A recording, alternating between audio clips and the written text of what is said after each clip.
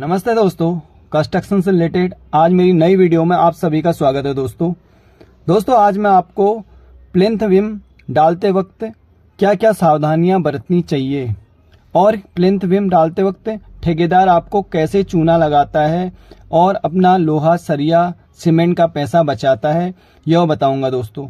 शायद ही यह बात आपको कोई बताए या न बताए, यह बारीकियां सिर्फ मैं बताऊंगा दोस्तों। आपको जब भी प्लिंथ बीम डालने की तैयारी करनी है, उससे पहले आपको एक स्किल्ड मिस्त्री को ही हायर करना है दोस्तों।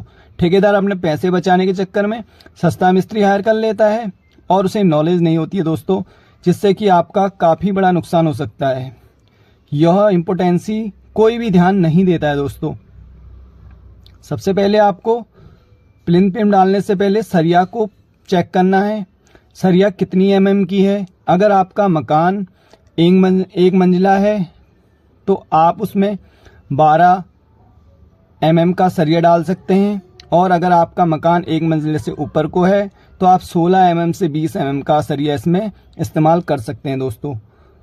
बाकी दोस्तों, रेजिडेंशियल रहने के लिए अगर आप घर बना रहे हैं तो उसके लिए आपको 16 एमएम की सरिया बेस्ट रहेगी दोस्तों। सेकेंडली आपने चेक करना है कि ठेकेदार ने रिंग कितनी डिस्टेंस में लगवाई है। रिंग्स को हमेशा 5 इंच से 6 इंच की डिस्टेंस में ही लगवाएं। ठेकेदार अपने पैसे बचाने के चक्कर में रिंग की डिस्टेंस 8 इंच, 9 इंच, 10 इंच तक रख देता है, जिसका कि आम व्यक्ति को पता नहीं होता है दोस्तों। जब भी आप अपनी साइड में जाएं तो उसको इंच टेप से पक्का चेक करिए। ठेकेदार कहेगा हमने 5 इंच में रखी है और आप बेवकूफ़ बन जाएंगे। एक बार इंच टेप से डिस्टेंस चेक करिए दोस्तों। मेरा नेक्स्ट पॉइंट है दोस्तों, जब भी रिंग लगी है वो 135 डिग्री में मुड़ी है नहीं मुड़ी है, यह भी चेक करिए दोस्तों, क्योंकि जो बधाई वाले आते हैं वो फटाफट काम करने के चक्कर में आपकी रिंग सीधे सीधे मोड़ देते हैं दोस्तों, जिससे कि उसकी स्ट्रेंथ 20% कम हो जाती है दोस्तों। नेक्स्ट पॉइंट दोस्तों, जहां पर भी रिंग बांधी है उन्हें तार से अच्छे से बाइंड किया गया है या नहीं किया गया है, वह पक्का याद करिए दोस्तों। इससे आपका जो बीम है वो हमेशा सीधे रहेगा, जिससे कि उसमें स्ट्रेंथ कम नहीं होगी दोस्तों।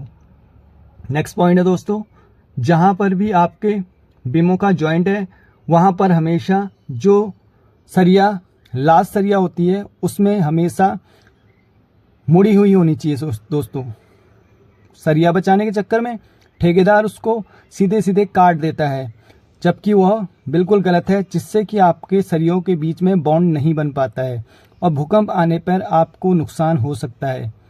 यह जरूर याद करिए, जहां पर भी आपकी बीम का जॉइंट है वहां पर सरियाओं को मोड़ के रखें।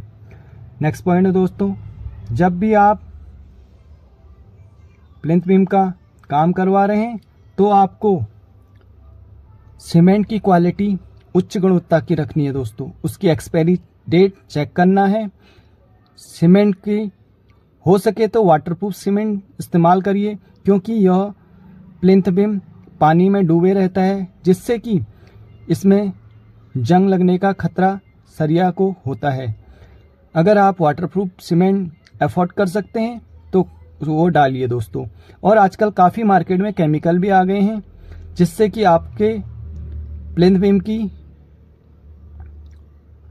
स्ट्रेंथ काफ़ी बढ़ जाएगी दोस्तों। इसके लिए आपको मार्केट से काफ़ी केमिकल भी मिल सकते हैं।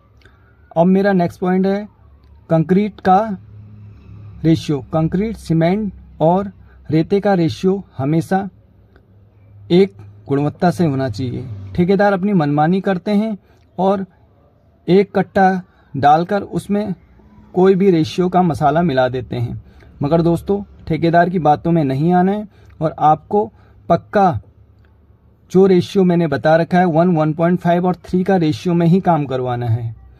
और आपका जो सीमेंट, रेता, सरिया, उसका पक्का ध्यान देना है, क्योंकि यह सीमेंट, रेता, सरिया, कंक्रीट लो क्वालिटी का लेके आते हैं, उसको आपने चेक करना है। नेक्स्ट पॉइंट, जो ही आपका मसाला तैयार हो जाता है उसके बाद जब भराई का वक्त आता है दोस्तों, वाइब्रेटर का इस्तेमाल पक्का करिए। कुछ ठेकेदार पैसा बचाने के चक्कर में वाइब्रेटर का इस्तेमाल नहीं करते हैं और कहीं पर लाइट चली जाती है तो ठेकेदार बहाने बना लेता है। इसलिए आपने पेट्रोल वाला वाइब्रेटर भी पक्का रखना है। दोनों वाइब्रेटर मंगा के रखिए, वाइब्रेटर का इस्तेमाल पक्का करिए। उसके बिना आपने 1 इंच भी नहीं भरना है दोस्तों। यह बहुत इंपॉर्टेंट पॉइंट है, क्योंकि उनके बीच में जो बबल्स रहते हैं वो बबल्स बॉन्ड नहीं बनाते हैं। वाइब्रेटर लगाने से उसको बबल्स फट जाते हैं और दोस्तों आपके बीम की स्ट्रेंथ बढ़ जाती है। नेक्स्ट पॉइंट दोस्तों मेरा, आपने जो प्लेन बीम है उसकी कास्टिंग करने के बाद उसमें कुछ ठेकेदार पैसा बचाने के चक्कर में उसकी ऊंचाई कम कर देते हैं, मगर आपको चेक करना है जितना उसमें शटरिंग लगी है उसको पूरा भराइए दोस्तों। और उसके बाद चेक करने के बाद नेक्स्ट डे से 7 से 8 दिन उसमें पानी अवश्य डलवाइए। कम से कम 1 हफ्ता 2 हफ्ता उसको पानी डलवाइए। अगर पानी नहीं डालते हैं तो उसमें सबसे अच्छा सॉल्यूशन है, आप बोरे लेके आइए, बोरे गीले करके उसके ऊपर डाल दीजिए, जिससे कि स्ट्रेंथ मिलेगी। नमस्ते दोस्तों।